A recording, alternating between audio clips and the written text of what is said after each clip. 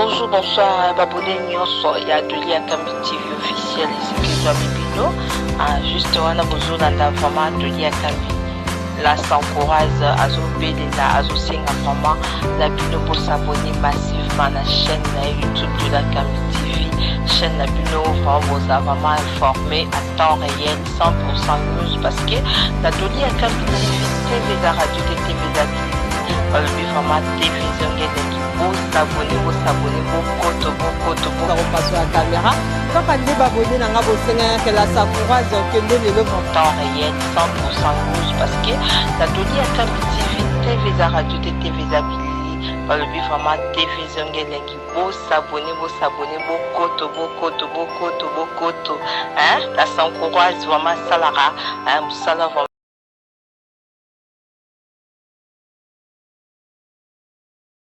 Bonjour, bonsoir, Babouné Nyonso, DAT TV officiel ici que Zami Bino.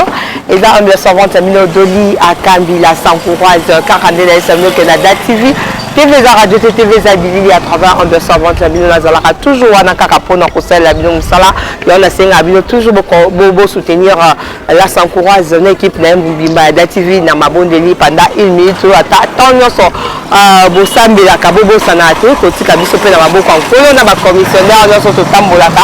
On se faisait ma casse si vous savez que les vraiment bien sûr bientôt te béli donc babi mon boulot côté donc ça va battre à biso ami tout quand on va attaquer la moto donc on a toujours ma casse tout ça toujours émission le vraiment tout tamboli dans les soucis de la diaspora papa Didier Mouchekele bonjour Doli à Kambi bonne santé dans Moulin Nzambe tout ça bien ok tout ça commune Ngaba d'abord ça c'est nous que tout ça na commune Ngaba bana Ngaba nyonso Saint-Laurent.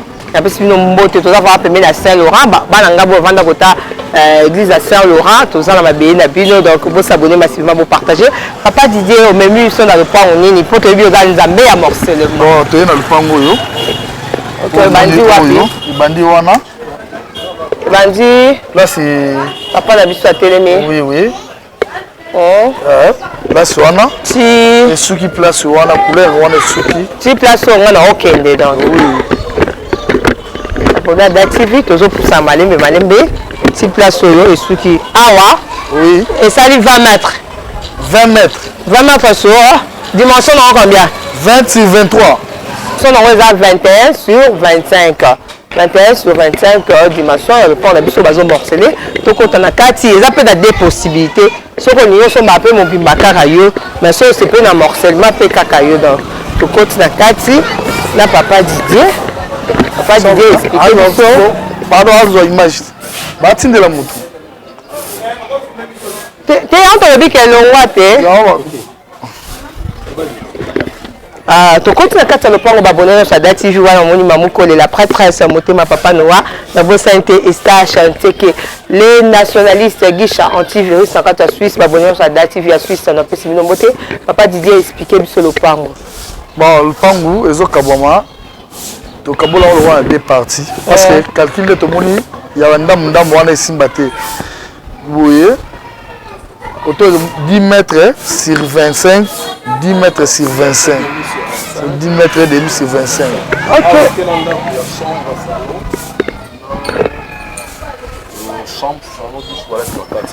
Ok, merci beaucoup, Balobi. Les Aki, 21 mètres sur 50. Tant que ma morcelé yango en 2 et 10 mètres et demi sur 25. 10 mètres et demi sur 25 par Taliboso, je pense, et Bandingambo. Donc, par Taliboso, 10 mètres en haut, il y a un côté. Juste. Juste, donc, première partie, Bandina béton, je pense. Oui. Et Bandina béton. Donc, ils ont un beau babi, ils ont chambre salon. Oui. Ils ont chambre salon, et puis, ils ont tambola. Et puis, malembe, ils ont comme place où ils sont morcelés. Donc, colonne Ngambo, vraiment deux bazoteka, 10 mètres et demi d'abisso sur 25. Donc, ils ont chambre salon. Salle de bain à Kati. Oui. Ok, bon, mon espace, je pense que je réponds à ça, Biso Bilili, Bozo, la Binomoko, commentaire, ça les a, Babonada TV, au moins que Tandi, il y a le point où ils ont créé, non, au booking, au sali modification, au sangi, si vraiment, au cause à la vraiment, côté de la toilette, donc, côté Kuna, Ngambo, et na ba toilette. Donc ngambo première partie morcellement bomoni côté chambre salon, na chambre salon, douche na kati et puis na toilette bazote kango na $35,000. 35 000 à discuter. OK. 35 000 p à discuter kuna. Donc toujours que malem va comprendre ngambo ba $35,000 à discuter. Si que papa Didier ndongo solo là qui est-ce que 29 ou 30 et que les 4 les andeni qui va 30 000 là c'est bon hein?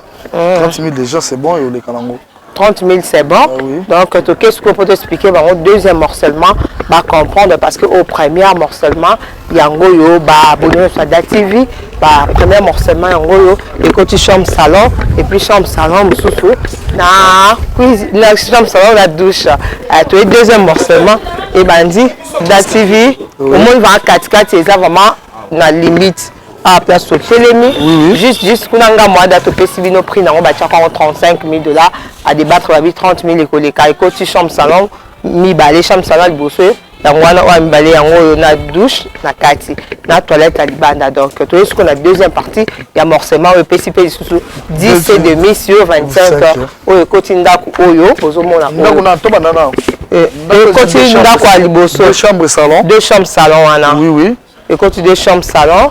Et puis, deux chambres salon, et puis tout ce qui est côté. Deux chambres salon, la cuisine, tout ce qu'on a ciment, na studio. Au Rosala, n'avance à consommer, il y a bénéficier côté des biloko, il y a belé donc. Ngambo na mon côté biloko à 20. OK, oh ce que mon moni fama, wana. OK, mon moni que awa to yesukoyo. Deuxième partie, il y a 10 mètres et demi sur 25 et côté deux chambres salon. Et puis, dans deux chambres salon, sous après, sous et na studio, na biso, bon monde que oh les anini. Oh yo, église ezaki awa. OK. Nde église ngo elongwa lango. OK. Donc même prix, non sur tout tient au même prix hein. Prix fixe. Donc les voilà donc prix côté yo baba. Ça 35 000. Discussion ya kuna na côté zande moté. Donc côté yo plafond na bango ba 35 mais bazo sala moi réduction moké. Donc ba 33 ba 32 nde ba rozo na bango. 33 ba 32 ba rozo na bango ko na mobimba ba rozo combien? Non sur mobimba sur na bango za 60 000. OK. Mobimba eza $60,000 bazi ba abonné à DATV bon mon vraiment quartier bon mon baninga batomboli courant eza vraiment ya kitoko awa na commune ngaba ba ono so le morcellement ngaba yango yé à travers DATV bon mon vraiment tout ça quand le pont va le pont va bien le pont va propre bon moi vraiment mutuka tina kati le pont va vraiment ko sala ezate babonné ya DATV vous so courant yango ezate déjà courant biso tozo la tsabino balabala. Bon, on a vraiment que tout ça vraiment na commune ngaba tout ça vraiment place bien que au sommet le pont on a yo on très à l'aise babona DATV donc commentaire ça mingi ezate wana ingénieur pense azo bende ya bino bilili ozo mona kaka bino moko donc tout ça toujours la commune ngaba vous s'abonner massivement à DATV officiel. Vous n'avez jamais décidé de partager, de liker ma vidéo. Donc, papa Didier, je viens poster à biso déjà quartier. Biso to tcha biso ba commentaire. Oyebi si ba abonné na biso nini ba o ba senaki ba morcellement ba o ba luka ki pas Didier Nzambe na morcellement azawapi. Donc na yebi si ba abonné nyoso ya DATV. Vient na filmier Wantoto mobala mama Iget.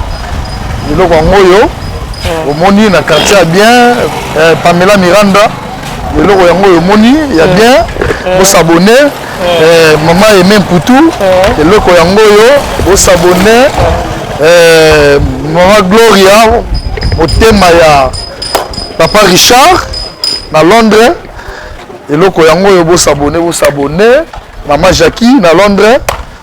Vous s'abonner le Koyango yo. Ok, merci beaucoup Papa Didier. Voilà le monde de vote belé Papa Didier. ba abonné sa Date TV papa Didier lelo ayaki vana mambote belé ayeli bino pe suna ba morcellement tellement boningaki mingi yango vraiment tolukaki azalaki te azalaki na boma boki kazalaki na ça toujours fidèle na ba oyanga iba bi na Date TV to sanga bilongi te donc tozaka toujours fidèle na ba oyanga parce que tolinga bango parce que basala vraiment nanga musala moko kito konza melanga abatela bango ke doli ba déranger nga mingi babone na yo papa Didier oleka nini ko ni total papa Didier na déplacement awa biso toza toujours liloba moko na Date TV na yo nzambe ya morcellement na ye bokitsa mutema mikolo na osepesa bino biloko na bisi biloko na invoquer nde biloko donc retour na ye biloko vraiment tozosopango émission donc semaine nyonso biso na biso kaka. Ok papa Didier biso semaine nyonso biso babanga prêté je pense. Te babanga prêté. Nazaka même ça bien que nga la bundelaka ba diaspora nyonso ba bundelaka bango.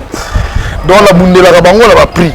Donc babanga te baya naza nzambe ya bundela bino nga na kotela kilia na kotela ko lupango te na kotela kilia pona zwa. À côté de la Raquilia, au moment où le pont est mis dimension, on a 21 mètres sur 25. On a monté Mobimba, ce que le boss au Mango Bazo à 60 000. On a un morcellement, on monte au Pacabolo en 2 et 10 mètres et demi sur 25, 10 mètres et demi sur 25. En plus, c'est un prince. Ok. Méthodiste. Méthodiste, c'est Laurent Église à Yangab. Donc, au milieu de presse. Ok, 100 mètres dans Macadam, Balobi, morcellement, il y a la première partie, et puis ça qui 10 mètres et demi sur 25, quand il y a une chambre, salon, la chambre, salon, la salle de bain à 4. Deuxième morcellement, et puis il y a deux chambres, salon, la studio, il y a les bosses, il y a 30 000, il y a mis 33 000 beaux s'abonner massivement à Date TV. Jamais vous avez décidé la s'encourage Zabino Alinga Bino Mingi et Vénémé Zaka Moko la Date TV le 5 novembre to que nous fêter na ba on se bazo souffrir na ba hôpital to ke Kabola Bango oyo nyo sonta ba pesa biso pendant une année na bo Vénémé Zaka Moko le 5 novembre la s'encourage ke Kabola oyo sonta ba pambola qui est dans une année na ba oyo nyo so ba souffrir na hôpital ceux qui ko participer na Date TV 1 euro na yo $1 na yo et ko sunga bandi ko na biso bazo souffrir nzambe na biso akokanisela yo ngana bino to mona la prochaine numéro bye.